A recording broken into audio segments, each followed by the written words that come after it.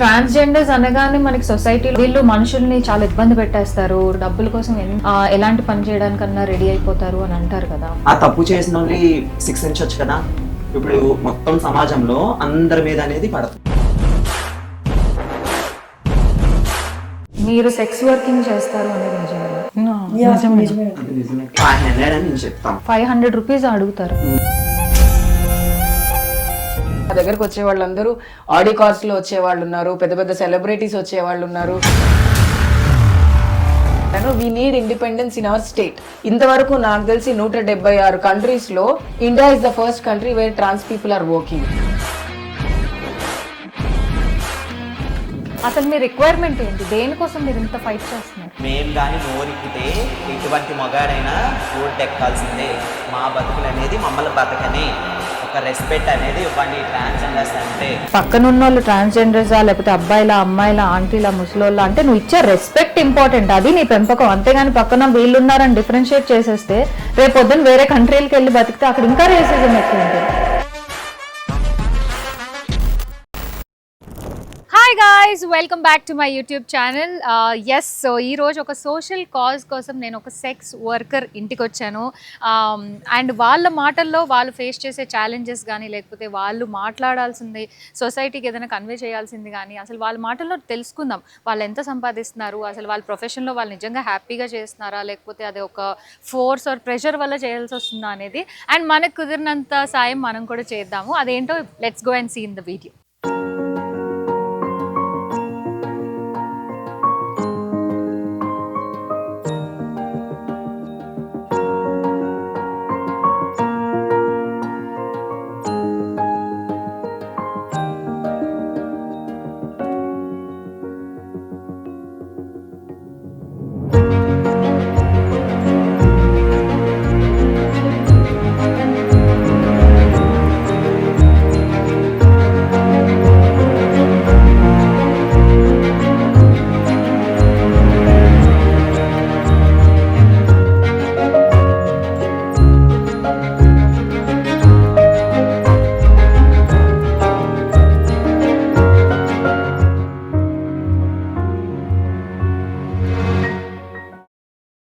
Yes, so hi, hello, welcome. And చాలా కష్టపడి మీ యాక్సెస్ దొరకడానికి నేను చాలా కష్టపడాల్సి వచ్చింది.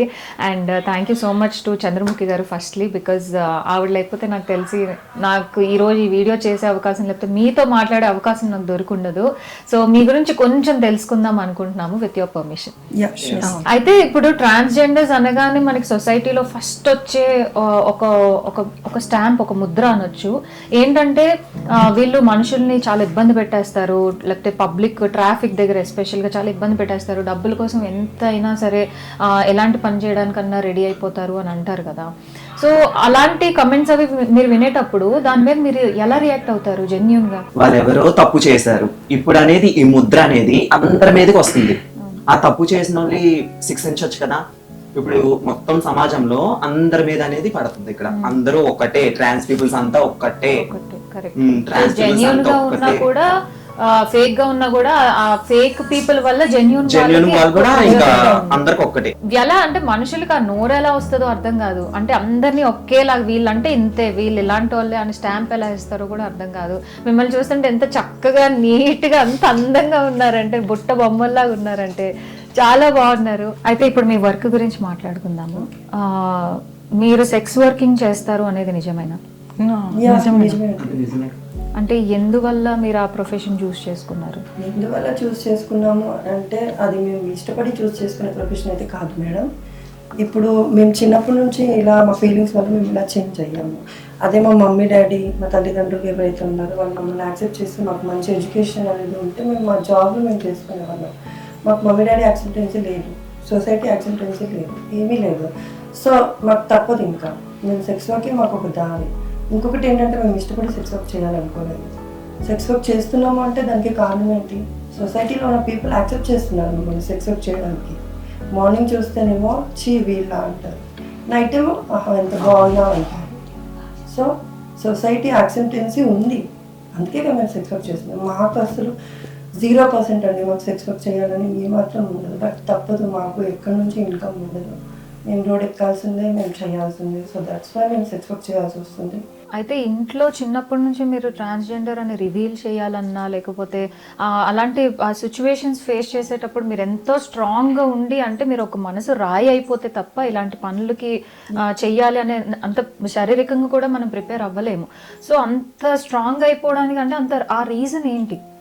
ఎందుకు ఒక స్ట్రాంగ్ రీజన్? అంటే ఫ్యామిలీ యాక్సెప్ట్ చేయలేదనా, లేకపోతే డబ్బుల కోసమా, లేకపోతే దేనికోసమని?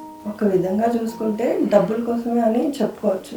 బికాస్ మాకు ఏ జాబ్ లేదు, జాబ్ అనేది లేదు, ఫ్యామిలీకి చాలా దూరంగా ఉంటాం మేము, చాలా నరకం ఇది అవుతుంటాం లోపల, మానసికంగా కూడా చాలా మిస్ అవుతుంటాం. మా మాకు ఒక చాలా ఆశ మిస్ ఉంటుంది, అవుతుంటాం. ఫ్యామిలీతో ఉండాలి, ఫ్యామిలీతో కలిసిమెలిసి ఉండాలని మాకు కూడా ఆశ ఉంటుంది. కానీ వాళ్ళు ఒప్పుకోరు కదా. అయితే ఇప్పుడు మీ వర్క్లో కొంచెం డీటెయిల్డ్గా మాట్లాడుకోవాలంటే, ఇప్పుడు సెక్స్ వర్కింగ్ అనే వర్క్ చేయడం అంత సింపుల్ కాదు, ప్లస్ మీరు అంటే సిగ్నల్స్ దగ్గరనా లేకపోతే ఇంకేదైనా ప్లేసెస్లో మీరు ఎలాంటి పని చేయాలి అంటే, ఇప్పుడు ఎవరైనా వచ్చి మిమ్మల్ని కమ్యూనికేట్ చేయాలి, ఇలా అడగాలి, పని కావాలి అంటే ఎలా అడుగుతారు అసలు వాళ్ళు? ఇప్పుడు మేము ఒక ప్లేస్ లో అనేది నించుంటాం, ఒక పర్సన్ అనేది వచ్చి ఎంత అని అడుగుతాడు. సరే మేము పలానా రేట్ 500 అని మేము చెప్తాం. చెప్పినప్పుడు సరే వాళ్ళు అంటారు 500 కాదు కానీ 400 300 ఇస్తాము, మంచిగా సర్వీస్ అనేది చేయండి అని చెప్తారు. మేము సరే అని ఇంకా లోన్. సో ఇప్పుడు ఆ పని ఒక్కటి చేయడానికి 500 రూపీస్ అడుగుతారు. 500 అంటే ఇంకా కష్టం అనేది ఉంటది కదా మాది కూడా. వాళ్ళు ఏంటంటే డ్రింక్ చేసిన వాళ్ళు వస్తారు, తాగిన వాళ్ళు వస్తారు, సతాయిస్తారు లోన్ అనేది. సో అలాంటి పని అది చేసేటప్పుడు మీ మీద ఏమైనా అత్యాచారం అంటే కొట్టడం? కొట్టడాలు అయితే చాలా చాలా జరిగింది. జరిగాయి. మేము ఒక ప్లేస్ లో నిలబడితే కొన్ని 4-5 మెంబర్స్ వస్తారు మమ్మల్ని అటాక్ చేయడానికి. ఒంటరిగా ఉంటే చాలా దారుణంగా ప్రవర్తిస్తారు, కొట్టడము, ఫోన్ గుంజుకొని వెళ్ళడం, మర్డర్ అటెంప్ట్స్ కూడా జరిగాయి. బ్లేడ్లు తెస్తారు, కత్తులు తెస్తారు, మనీ తీసుకొని పోతారు, ఫోన్లు మొత్తం. అలా జరిగినప్పుడు మేము పోలీస్ స్టేషన్కి వెళ్ళి ఇలా కంప్లైంట్ మీరు రోడ్డు మీద ఉంటున్నారు, మీకు అక్కడేం పని? సో అలా మేము పోలీస్ కంప్లైంట్ ఇవ్వలేము. ఇక్కడ అక్కడ చెప్పుకోలేక ఇక్కడ చెప్పలేక మాకు మేమే బాధపడుతుంటాం. మళ్ళీ రివర్స్ అనేది మాకే. మరి ఇప్పుడు ఈ పని చేసేటప్పుడు ఇంత అని మాట్లాడుకుంటున్నా ఏదైతే ప్రైజ్ ఉంటుందో, ఆ ప్రైజ్ మాట్లాడేటప్పుడు ముందే ఇచ్చేస్తారా, లేకపోతే మీరు ఆ పని చేస్తేనే ఇస్తాము అని ఎగ్గొట్టే వాళ్ళు అలా కూడా ఉంటారు? అది మనిషిని బట్టి, నమ్మకం బట్టి. కొంతమంది ఉంటారు ఏంటి ర్యాష్ గా బిహేవియర్ చేసేవారు, వాళ్ళు అనేది మాకు తెలిసిపోద్ది ఆటోమేటిక్ గా వాళ్ళు ఎట్లాంటి వాళ్ళు అనేది. అందుకే ఇంకా తాగిన వాళ్ళు వచ్చారనుకో వాళ్ళ దగ్గర అనేది ముందుగా మేము డబ్బులు తీసుకుంటాం. ఎందుకంటే అయిపోయిన తర్వాత మళ్ళీ వాళ్ళు ఇవ్వరు కదా, మళ్ళీ వెళ్ళిపోతారు. సో ఇంకొకటి ఏంటంటే మ్యామ్, ఎవరైతే వస్తారు మా దగ్గరికి, కొంతమంది ఏంటంటే వచ్చి మంచిగా మాట్లాడి వాళ్ళ పని చేసుకుని పోతారు. కొంతమంది దౌర్జన్యంగా వచ్చి మాట్లాడి డబ్బులు తీసుకున్నా ఎంతనే మీ దగ్గర మీ దగ్గరే డబ్బులు తీసుకుంటారు, హెరాస్ చేయడం, దీనికి ఎలాగ సొల్యూషన్ ఏంటి? ఇప్పుడు మీరు ఒక కంప్లైంట్ లాంచ్ చేద్దామని పోలీస్ దగ్గరికి వెళ్ళినా మీకు న్యాయం జరగట్లేదని చెప్పి అంటున్నారు కదా. ఎలా అంటే ఇప్పుడు మ్యామ్, ఇప్పుడు పోలీసులైనా ఏం చేస్తారు, ఇప్పుడు first of all society accept చేయాలి. ఇప్పుడు మమ్మల్ని కొట్టినా కానీ సొసైటీ అనేది ముందుకు రాదు. ఇప్పుడు అక్కడ మనల్ని కొట్టేసి పడిపోతాం కింద, వాళ్ళు అనేది కూడా రారు కదా, వాళ్ళు అనేది సాయం కూడా చేయరు, అసలు చూస్తే వెళ్ళిపోతారు అంతే. మరి ఇప్పుడు అంటే చాలా మందికి ఒక ప్రశ్న వస్తుంది ఏంటంటే, మీరు ఇలాంటి ఈ పని ఇక్కడ చేసుకునే బదులు, సిగ్నల్ దగ్గర ఇలా నించొని సెక్స్ వర్కింగ్ అనే పని చేసుకునే బదులు ఎవరైనా ఇంట్లో మేడ్ కిందనో లేకపోతే నానీస్ కిందనో లేకపోతే ఇలాంటి రిక్వైర్డ్ జాబ్స్ కూడా ఉన్నాయి కదా, అవి కూడా ఎందుకు చేసుకోకూడదని చాలా మందికి ఆ ప్రశ్న వస్తుంది. మరి ఇప్పుడు మీకు అలా అనిపించలేదా? ఆ జాబ్ చాలా సార్లు అనిపించింది, చాలా మందిని జాబ్ కోసం అడిగాము, చాలా ట్రై చేస్తాము, బట్ ఎవరు మీరు మా దగ్గర జాబ్ చేస్తే మా దగ్గర పని చేస్తే మీరుంటే మా దగ్గరికి ఎవరు వస్తారు? సపోజ్ ఒక హోటల్కి వెళ్ళాను, నాకు బ్యూటీషియన్ మీద ఇంట్రెస్ట్ ఉంది మ్యామ్, నేను ఈ పార్లర్లో కనీసం క్లీనింగ్ అయినా చేస్తాను, నువ్వు ఉంటే మా పార్లర్కి ఎవరు వస్తారు? ఎవరు రారు కదా అంటారు. పోనీ నా ఇండిపెండెంట్గా నేను ఏదైనా బిజినెస్ పెట్టుకుందామని ఒక కూరగాయల షాప్ పెట్టుకున్నా కూడా తన ట్రాన్స్జెండర్, తన దగ్గర ఏం తీసుకుంటాం కూరగాయలు. అసలు కనీసం రోడ్డు మీద వెళ్తుంటే ఒక పిల్లాన్ని చూసి ఎంత క్యూట్గా ఉన్నారా అంటే వాళ్ళ మమ్మీ ముట్టుకోకండి అని చులకనగా చూస్తారు.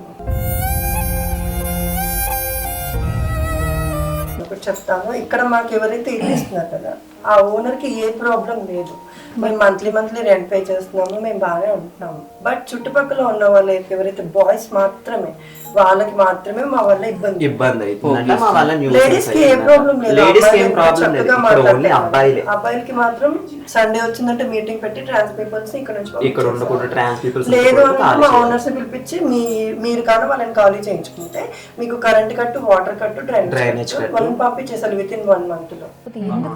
అందరితో మంచిగా ఉంటున్నాం. బట్ ఇంకొకటి ఏంటంటే వాళ్ళకి ఏంటో తెలియదు, ట్రాన్స్జెండర్స్ మా చుట్టుపక్కల ఉండకూడదు, ఖాళీ చేయాలి. బికాస్ వాళ్ళు ట్రాన్స్జెండర్స్ కాబట్టి, వాళ్ళు హిజ్రాలు కాబట్టి వాళ్ళు మా చుట్టుపక్కల ఉండకూడదు, మా వాల్యూ పోతుంది. బట్ మీరు ఇలా ఖాళీ చేసి వెళ్ళిపోండి అంటే మేము ఎట్టకపోతామండి.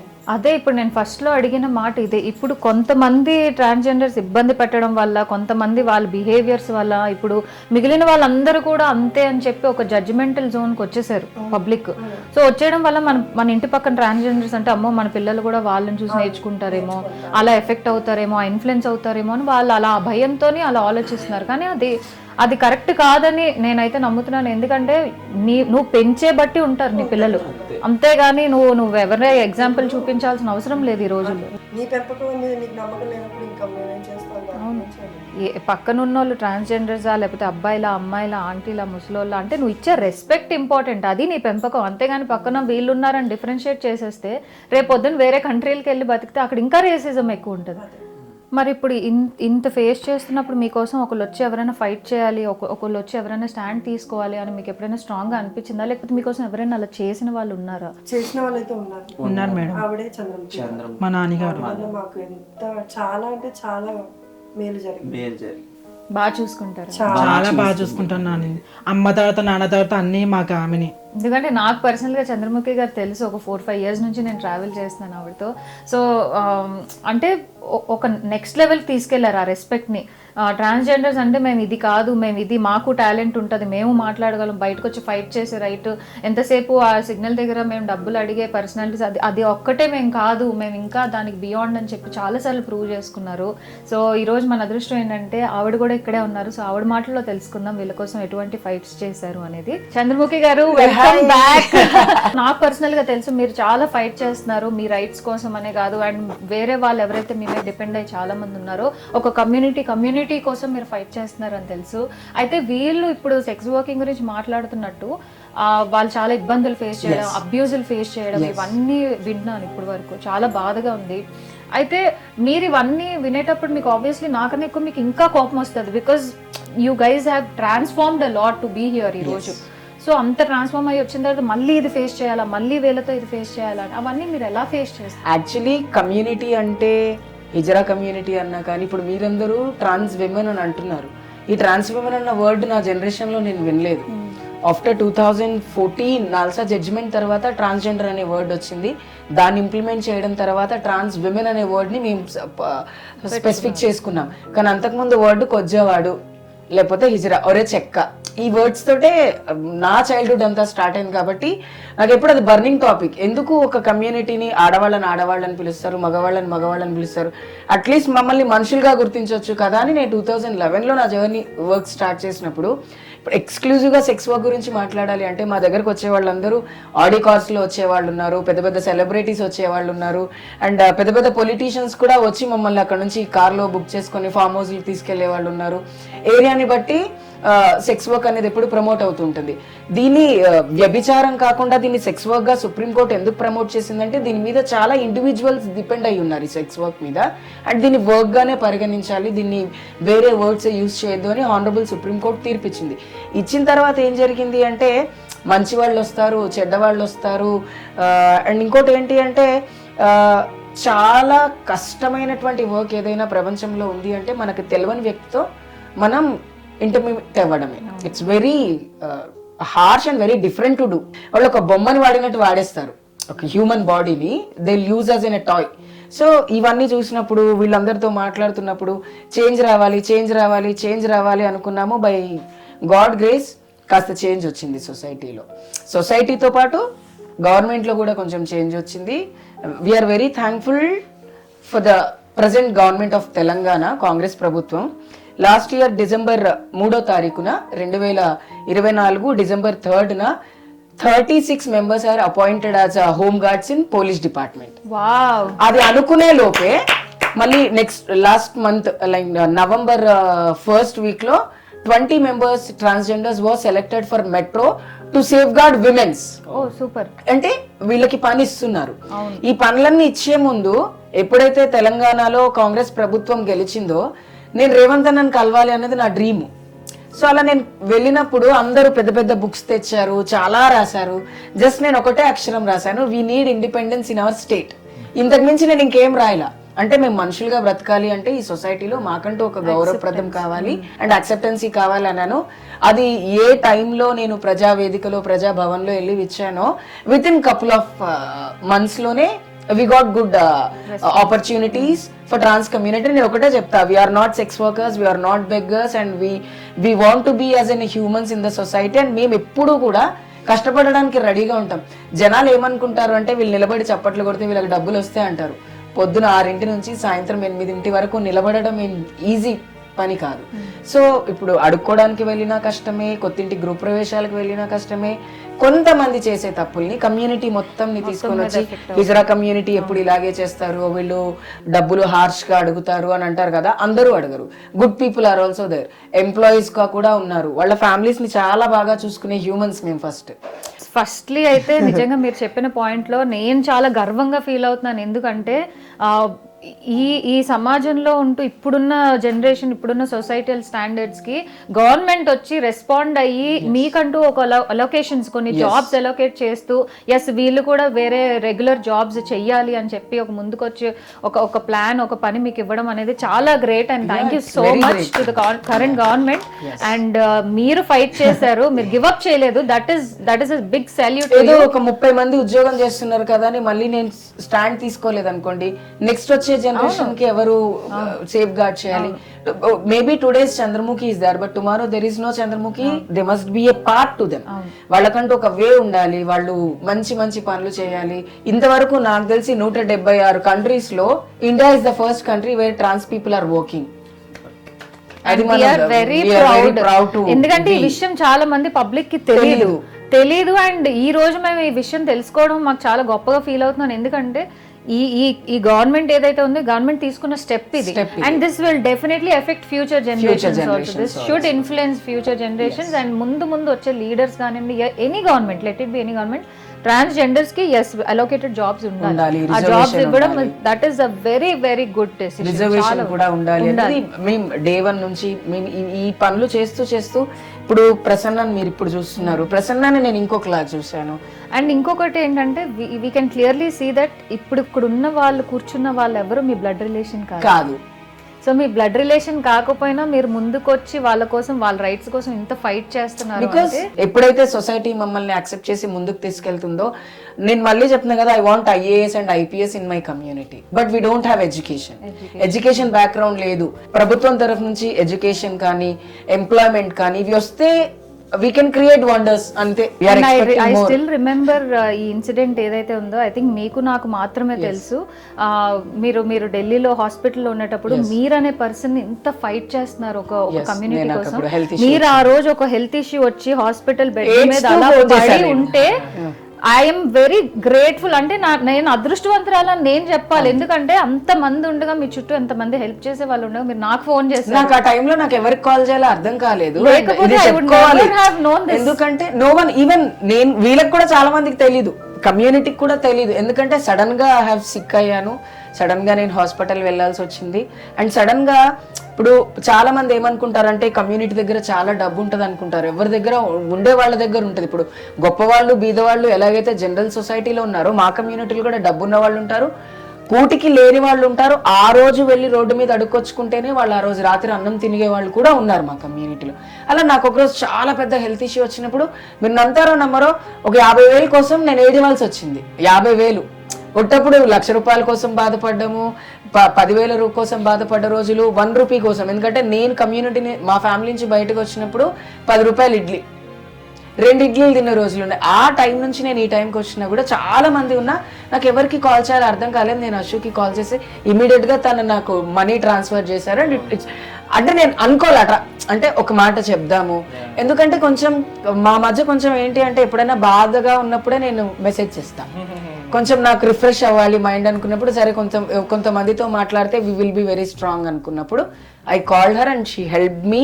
నాకన్నా ముందు నుంచి మీకు రాహుల్ బాగా ఫ్రెండ్. అవును, రాహుల్. సో రాహుల్ కూడా మీకు చాలా సార్లు ఇలా మాట సహాయం కానీ లేదు, మాకు ఫస్ట్ లాక్డౌన్ లో గ్రాసరీస్ ఫస్ట్ మాకు ఏ గవర్నమెంట్ కానీ ఎవ్వరు ఫోన్ చేయనప్పుడు నాకు ఫస్ట్ రాహుల్ అన్న కాల్ చేసి ఏం చేస్తున్నావు చంద్రముఖి అంటే, ఏం లేదన్నా 10 రోజులకైతే సరుకులు కొనుక్కోగలిగినాం కానీ ఈ 2 నెలలంటే ఏం చేయాలంటే నేను ఒక 50 మందికి గ్రాసరీస్ ఇస్తాను చంద్రముఖి అని హీ సెండ్ గ్రాసరీస్. అప్పుడు నాకు అర్థమైంది ఏంటి అంటే, అచ్చా okay, people are willing to give groceries to trans community, let pull. Rahul అన్న తర్వాత ఇమీడియట్ గా గూగుల్ కంపెనీ ఇచ్చింది, తర్వాత కార్పెట్ ఇచ్చింది, అండ్ తర్వాత రేవంత్ అన్న ఇచ్చిండు. అప్పుడు ఆయన సెంట్రల్ మినిస్టర్ ఉన్నారు. అట్లా అట్లా నేను ఫేస్బుక్ లో పోస్ట్ పెట్టగానే ఎవరెవరో వచ్చి సరుకులు ఇచ్చిర్రు మాకు. నేను నిజంగా చెప్తున్నా కదా, తెలంగాణ మొత్తం పంచిన నేను ఓన్లీ బంజారా హిల్స్ ఇందిరానగర్ లో పంచాలనుకున్నా. నేను సరూర్ నగర్కి వెళ్ళిన, దిల్సుఖ్ నగర్కి వెళ్ళిన, షాపూర్కి వెళ్ళిన, అంటే మాకు సపోర్ట్ చేసింది అప్పుడు. బట్ ఈ స్టెప్ స్టార్ట్ అయింది మాత్రం రాహుల్ అన్న వల్ల, లేకపోతే నాకు ఐడియా వచ్చేది కాదు. అండ్ నాకు కూడా అంటే మనం అడిగితే ఎవరన్నా సహాయం చేస్తారు గ్రాసరీస్ అని ఐడియా లేదు. మేము డబ్బులు అడగలేదు అప్పుడు ఎవరిని. కూరగాయలు, రైస్, గ్రెయిన్స్ అవి కాకుండా ఒకసారి ఒక అతను పెద్ద ఆటోలా ఎగ్స్ తీసుకొచ్చిండు. మొత్తం ఎగ్సే ఉన్నాయి, ఒక్కొక్కరికి 4 ట్రేలు ఎగ్స్ ఇచ్చిన. నేను ఎందుకు ఇస్తున్నారు అంటే, ఈ కరోనా పీరియడ్ లో కొంచెం హెల్దీ ఫుడ్ తినాలన్నారు కదా, మేము ఇవి ఎట్లాగో గోదాంలో 2 నెలలంటే ఇవి వేస్ట్ అయిపోతాయి చంద్రముఖి గారు, మీరు మీ కమ్యూనిటీకి పంచండి. అలా రాహుల్ అన్న నా మైండ్ లో జస్ట్ ఒక చిన్న ఒక విత్తనం నాటితే అది చెట్టు అయ్యి తెలంగాణలో పెద్ద పెద్ద ఆర్గనైజేషన్స్ మాకు తర్వాత ప్రమోట్ చేశాయి. And we're very thankful for that. అంటే జస్ట్ అన్నకి నేను ఎప్పుడు ఏం హెల్ప్ చేయలా, జస్ట్ ఏం చేయలా, ఒక 5 డాన్సర్ ని పంపించి ఒక సాంగ్ చేసి అంతే. అప్పటి నుంచి అన్న నాతో క్లోజ్ గా ఉండడం స్టార్ట్ చేశారు. And we are very thankful that lot of people are there who want to support community but they don't know the way to come to the community. And Rahul గురించి అందరికీ తెలిసిందే, చాలా హెల్పింగ్ నేచర్. దట్ మీరు ఏదైతే ఇప్పుడు అన్నారో, ఈ మంచి పార్ట్ ఆఫ్ ద సొసైటీ ఇది యాక్సెప్టెన్స్ లో కూడా ఉండాలి, నాట్ జస్ట్ హెల్పింగ్ లో. అండ్ మీరు వీళ్ళు కూడా మా ఇంటి పక్కనే ఉంటారు, వీళ్ళు కూడా మనతో పాటే గ్రో అవుతారు, మనతో పాటే ఎదుగుతారు, లైఫ్ షేర్ చేసుకోవాలని ఒక యాక్సెప్టెన్స్ వస్తే మొత్తం సొసైటీ ఆలోచించే విధానమే మారిపోతుంది. అసలు మీ రిక్వైర్మెంట్ ఏంటి? దేనికోసం మీరు ఇంత ఫైట్ చేస్తున్నారు? మేం గాని నోరిప్పితే ఎటువంటి మగాడైనా రోడ్ ఎక్కాల్సిందే. మా బతుకులు అనేది మమ్మల్ని బతకనే, ఒక రెస్పెక్ట్ అనేది ఇవ్వండి ట్రాన్స్జెండర్స్ అంటే. సో నేను ఒక్కటే చెప్పదలుచుకుంటున్నాను, మేము చేసే పని కాదు, మాకు మీ నుంచి ఒకటే కావాలి, రెస్పెక్ట్ అనేది కావాలి మాకు. మేము చేసే పనిని చూసి మీరు మమ్మల్ని ఇంత కించపరచాల్సిన అవసరం లేదు. మేము నోరు లేకపోతే ఎంతటి మగాడైనా రోడ్డు మీద పడాల్సిందే, అదొకటి గుర్తుపెట్టుకోండి. ఒక సొసైటీ మారాలి అని మనం కోరుకుందాం. అండ్ ఇప్పుడు మనం తీసుకున్న ఈ వీడియో కూడా అదే స్టెప్ లో వెళ్తుందని నేను అయితే మనస్ఫూర్తిగా అనుకుంటున్నాను. సో ఈ వీడియో వాచ్ చేస్తున్న ప్రతి ఒక్కరికి ఒకటే చెప్పాలి అని అనుకుంటున్నాను, మనిషి అదే అమ్మాయి అయినా ఎటువంటి జెండర్ గా పుట్టాలి అనేది మన చేతిలో ఉండదు. ఆ జెండర్ మన సొసైటీకి ఎలా తీసుకొస్తున్నాం, ఇంట్లో ఫైట్ చేసి నేను ట్రాన్స్జెండర్ అని చెప్పడమే వీళ్ళు చేసే ఫస్ట్ ఫైట్. ఆ ఫైట్ తర్వాత మళ్ళీ ఇంకో ఫైట్, ఇంటి దగ్గర రెంటల్ ఫైట్, లేకపోతే బయటకు వస్తే సొసైటీలో అనే మాటలు ఫైట్, వీళ్ళు చేసే సెక్స్ వర్కింగ్ ఒక fight. So day by day వీళ్ళు ఫైట్ చేస్తూనే వచ్చారు. చచ్చే ముందు రోజు వరకు వీళ్ళు ఫైట్ చెయ్యాలా, అదే పనా? లేకపోతే హ్యాపీగా మనం కూడా ఎలాగైతే యాక్సెప్ట్ చేస్తున్నామో, ఇప్పుడు మన పిల్లలు ఇప్పుడు నెక్స్ట్ జనరేషన్ పుట్టే వాళ్ళలోనే చాలా మంది చేతులు కాళ్ళు లేని వాళ్ళు పుట్టచ్చు, లేకపోతే కొంతమందికి ముక్కు సరిగ్గా రాకూడదు, కళ్ళు చూపు గుడ్డ అవ్వచ్చు. అలాంటి వాళ్ళు పుట్టినప్పుడు ఎంత హ్యాపీగా యాక్సెప్ట్ చేస్తాం, అవును మన పిల్లలే, మనోళ్ళే, మన పక్కింటోళ్ళే, పాపంలే, ఇదిలే అదిలే, వీళ్ళని కూడా అలాగే యాక్సెప్ట్ చెయ్యాలి మనం.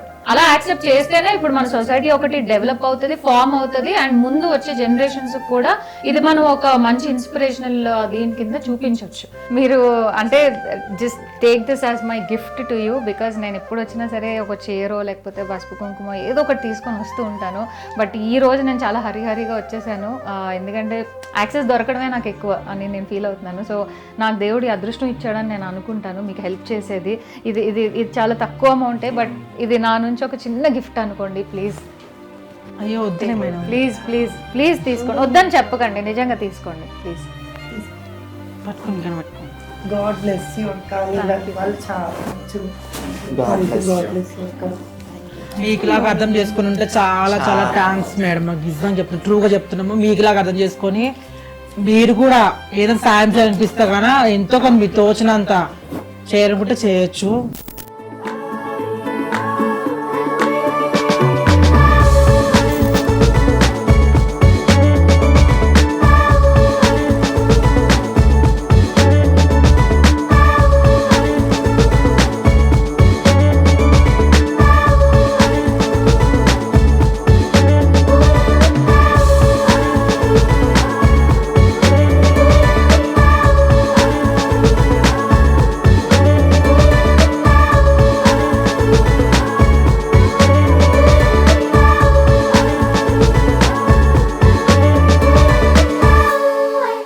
ఈ వీడియో చూసిన తర్వాత డెఫినెట్లీ అందరి హార్ట్స్ ఒకసారి ఆగి ఒకసారి ఆలోచించండి.